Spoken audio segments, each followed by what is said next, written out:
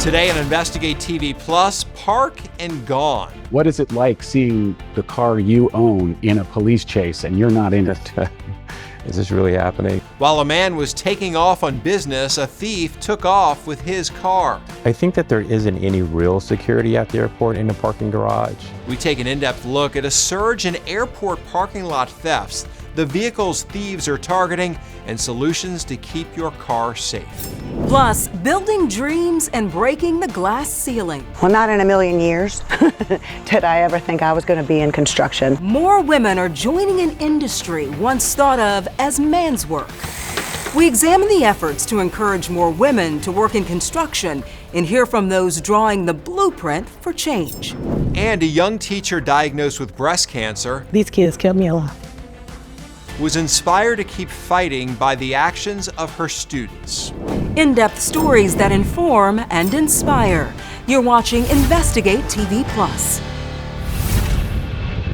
At airports across the country, long lines and flight delays may be the least of your worries. Outside the terminal, some passengers are coming home to find an empty spot where they park their car. I'm Tisha Pell. And I'm Lee Zurich. Thousands of car thefts have been reported from airports nationwide, with the numbers doubling year over year. But airports aren't the only place seeing an increase. According to the National Insurance Crime Bureau, since 2019, vehicle thefts across the country have risen steadily. In 2023, more than 1 million vehicles were reported stolen. Investigative reporter Brendan Keefe takes an in-depth look at the cars thieves are targeting and what you can do to protect yourself. Right turn. At no point was I thinking that my car was going to be stolen. What is it like seeing the car you own in a police chase and you're not in it? Is this really happening? 2 males out of the car right now. Driver is taking off. And do I even want this car? You know what I mean? Like, is it going to be, what's it going to be like now? It could have been used in committing other crimes. Get on the ground!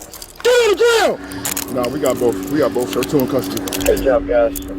You're one of the lucky ones. You got your car back. And I'm so grateful for that. West Clark was out of the country when his BMW was stolen from what he thought would be the safest place in Atlanta, the airport. What do you think of the security at the airport in the parking garage? I think that there isn't any real security at the airport in the parking garage. The thieves, working in pairs, piggybacked through the exit without paying. Please insert ticket.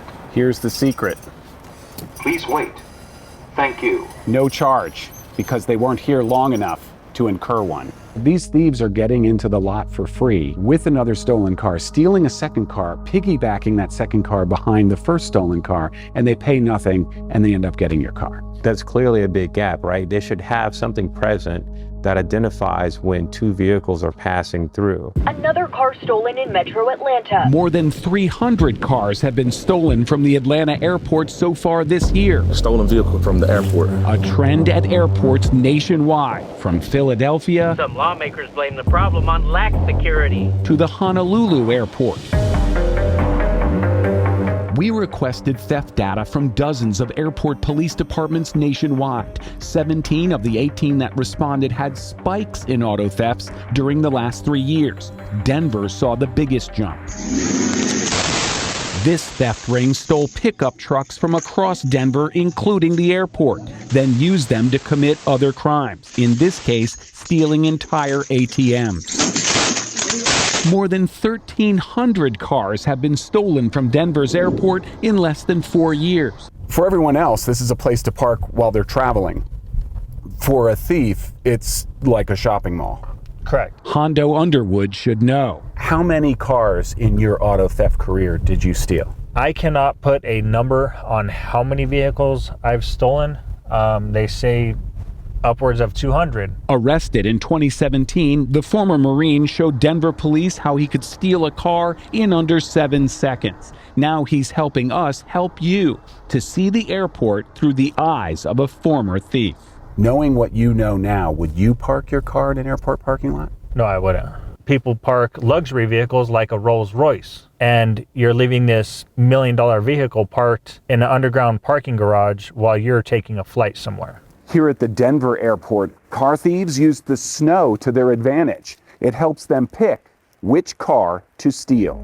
The vehicles that don't have snow are probably vehicles that just got here. Once they're in the airport, they're not coming back out for a while. The Denver airport installed new cameras and added security. The airport went from nearly 700 cars stolen last year to fewer than 250 so far this year. We've been here so long, the sun has set, and no one has stopped us or questioned us. We've been in and out of up and down garages, slowing down, stopping, driving around in circles multiple times on the same level. Not once have I seen a cop, an armed security guard, anything like that. So I would say this is definitely an easy place to find a target. I'm gonna stay with the driver, the passenger stay. Back in Atlanta, I got him over here by the patrol car. West Clark's BMW was recovered thanks to Apple AirTags he left in his car before he parked at the airport. AirTags are a lot cheaper than cars, and in this case, it helped you get your car back. It absolutely did. I had an AirTag that is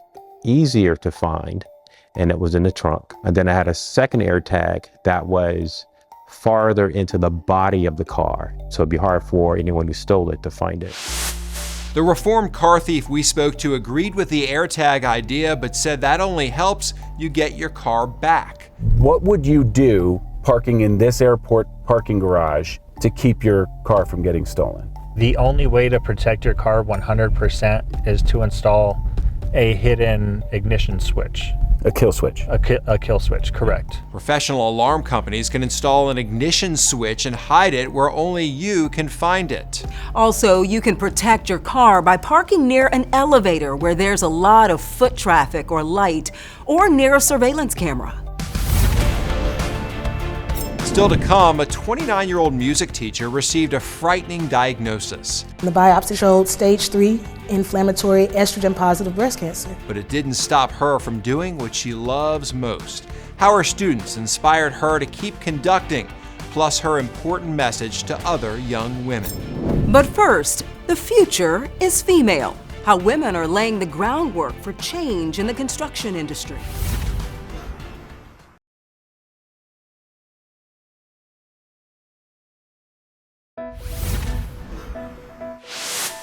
As the construction workforce ages, the industry looks to rebuild. According to the U.S. Bureau of Labor Statistics, more than 20% of construction workers are 55 or older. Nearly 454,000 new workers are needed in 2025 to meet industry demand. And that's assuming construction spending growth significantly slows this year. Some factors contributing to the workforce shortage include retirement, so-called mega projects, interest rates, and not enough young people entering skilled labor. Michael Bellaman is president of Associated Builders and Contractors, a construction industry trade group.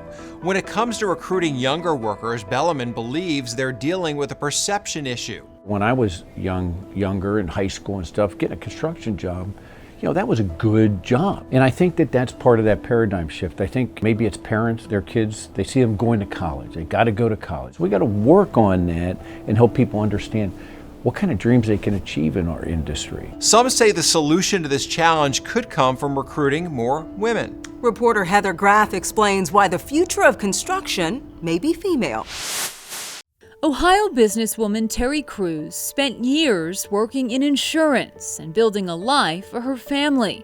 But in 2013, it was a, fight or flight syndrome. After being let go from her job, she was forced to find a new career path. I knew that I had to go out there and make the same type of living. Terry hammered away at ideas of what she should do when her family suggested she try construction. Terry had her doubts. Well, not in a million years did I ever think I was going to be in construction. That's because construction has been a traditionally male-dominated field.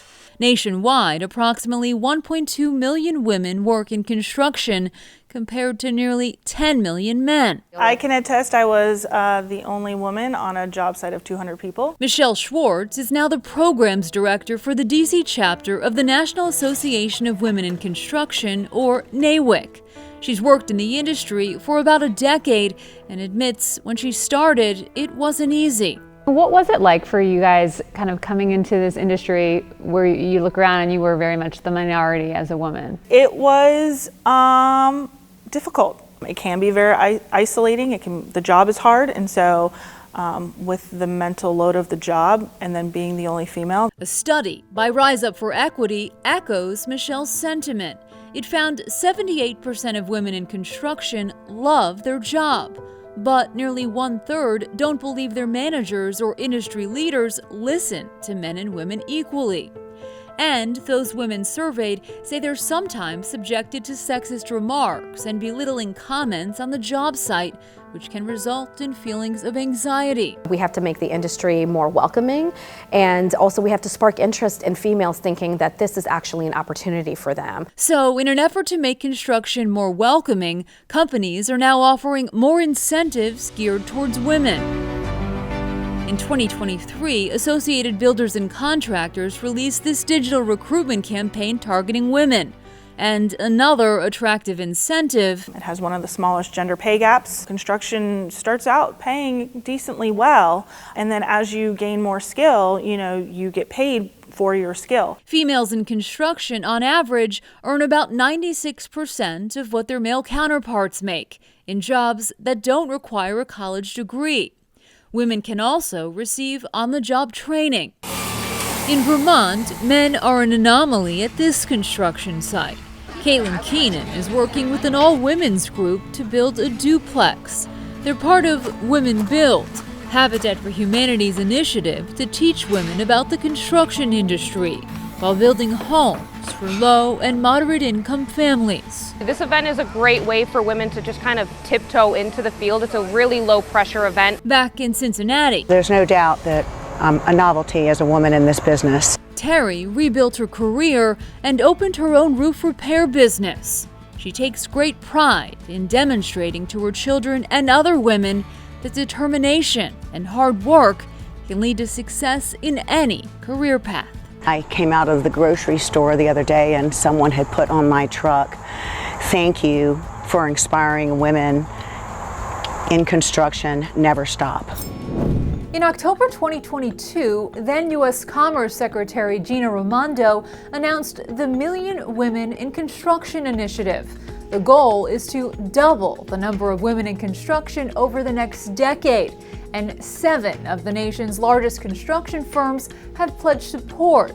Although women made up roughly 11% of the construction industry workforce in 2024, this number is higher than previous years. Cracking a culinary skill. Take the back flipper and grab a hold of the shell where the point is at, the big point, and you just pull and then break it in half. Just ahead, we boil down the best way to cook and peel crabs. But first, a young educator inspired her students. I am not taking 2 years off from this. After she was diagnosed with a serious form of breast cancer. We didn't want that to hinder everything that she's built up to now. We show you how their dedication uplifted her during the fight of her life.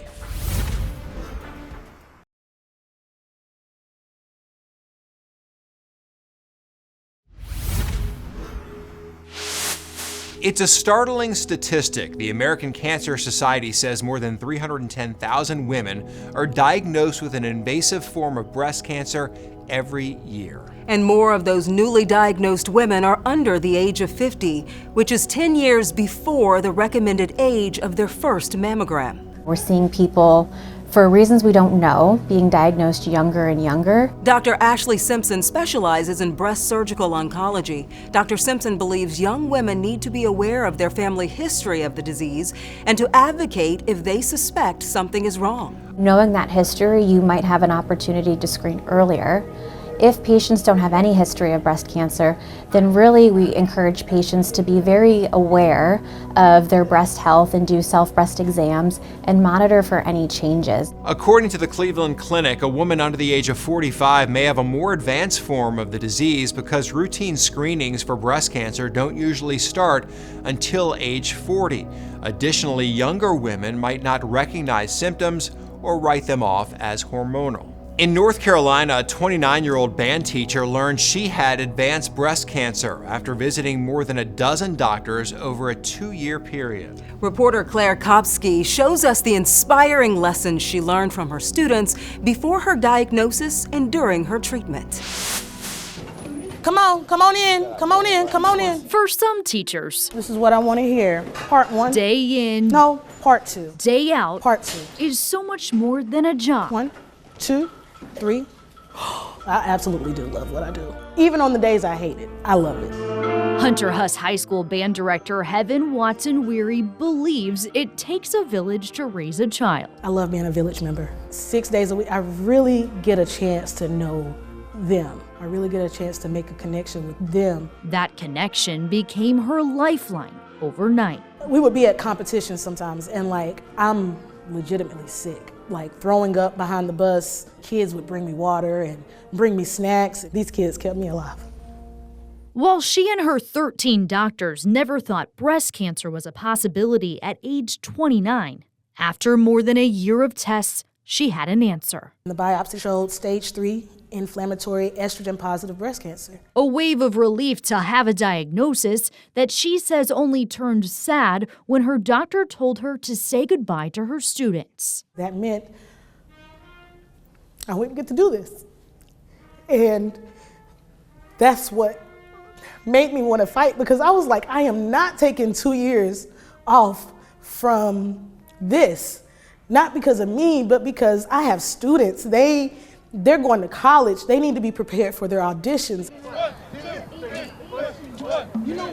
While she was out going through 6 rounds of chemotherapy and 21 rounds of radiation, these students were holding the candle. We didn't want that to hinder everything that she's built up to now. These now seniors helped run rehearsal, recruit new students, and run the annual band camp. It taught me a lot about commitment. Did it give anyone a newfound respect for Miss Watson? Yes, absolutely. I don't want to work with children when I grow up. 16 counts, measures 15 through 18. Let's do it, please. Valuable lessons that meant even more when Miss Watson returned to the band. Band set. Cancer-free. I never rang a bell. I never did any type of celebration, not because I didn't want to, but for me, just being alive was a celebration. Just being able to come back in the building was a celebration. 5, 6, 7, 8. A celebration that played out every weekend on the field as these students and their teacher made music together. I can't thank them enough for seeing my vision and understanding how great I want them to be. When it comes to seafood, crabs are a favorite for many, but peeling them could make you feel a little, crabby. Up next, we crack the secret to cooking and eating the perfect boiled crab.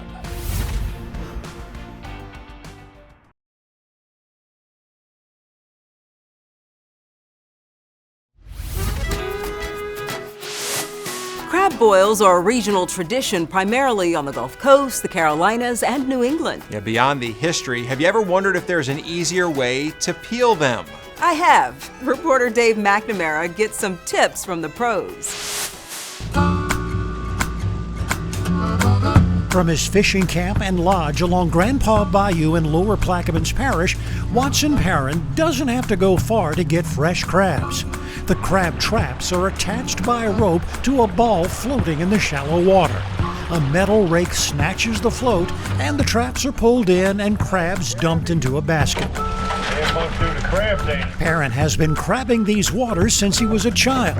He's been a commercial crabber for the past decade and hosts guests at his Bayou-side lodge for fishing and crabbing at what he calls the Bayou Experience. We'll take them on a crab tour, and just to see, a trap come up with like 2 or 3 dozen in it, one trap.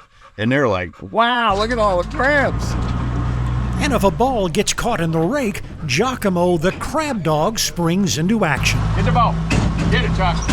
Take it out. Jocko, over time, has watched me go up to the front of the boat and knock the ball out. Well, now, he does it for me. Back at the lodge, Perrin offers his advice for boiling crabs. Ignore the usual instructions to boil first and let the crabs soak for a half hour. He puts the live crabs into the seasoning and then boils them. You let the crabs season themselves. they'll breed all that seasoning water throughout their system. And within a half hour, the crabs are ready to eat. You have to love it to get what you want out of it, because if not, you'll be frustrated and you won't do it at all. Carmelita Sylvie, who cooks for the guests, has grown up along the bayou. She's been catching, cooking, and peeling crabs most of her life. Have you ever had people tell you, I love crabs, but I hate to peel them? To get that treasure in there, it's work. This is how Sylvie peels crabs. Take the back flipper and grab a hold of the shell where the point is at, the big point, and you just pull and then break it in half. And then you take your knife and you slit it open. The regular white meat, you can just squeeze and all of that will come out. And here is where your jumbo lump is in the back flipper. But that's all your crab meat. But Perrin is more into speed, peeling, and eating. It's like the NASCAR way of eating. Basically, you pull the shell off, and then you can start with the claws, but you get the knuckle and you pull all the meat out, and you can pull all the meat out of the crab by his legs. It takes patience and persistence to perfect your own crab peeling technique, but you are rewarded throughout the process with a spicy taste of fresh crabs. Well, that was informative. My mom actually worked in a crab factory growing up, so she taught us how to peel crabs. And she would take your leftovers, right? Because Yes. you wouldn't peel them well. I didn't do it well enough, so she would pick them clean for us. I am totally one of those who I cannot stand peeling. I love eating It's crab work. meat. It is work. It is work. All right. worth it. It is worth it at the end. All right, that's it for us on Investigate TV Plus. I'm Lee Zurich. And I'm Tisha Powell. Thanks for watching. On the next Investigate TV Plus, a landmark decision that found parents of a school shooter guilty could have a major impact on the future of campus violence. I think this is that rare moment where those who are pro-Second Amendment and those who are more restrictive gun rights can agree on this. We have an in-depth look at the effort inside the legal system aimed at preventing more tragedies.